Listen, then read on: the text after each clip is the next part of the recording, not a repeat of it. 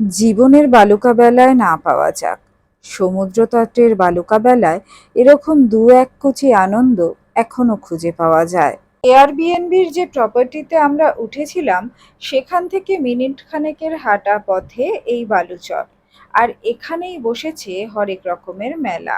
বিকিকিনির পসরা সাজিয়ে বসেছে বিভিন্ন দোকান। কি নেই সেখানে!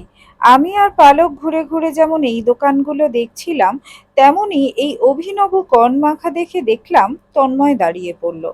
না, নিজের জন্য অবশ্যই নয়, আমাকে জোর করে একটু হেলদি খাওয়ানোর চেষ্টা। এদিকে পালকের জীবনের ভয়ঙ্কর সমস্যা। তিনি বীজ ভালোবাসেন, কিন্তু জুতোর ভেতর বালি ঢুকে গেলে যার পর নাই বিরক্ত হন।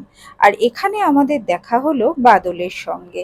ব্যাস, বাদলের জন্য বিস্কিট জোগাড় করে এনে আমরা বাদলকে খাওয়াতে শুরু করলাম। বিস্কিট খেয়ে বাদল যেমন খুশি হলো, বাদলকে চটকাতে পেরে আমিও যার পর নাই খুশি হলাম।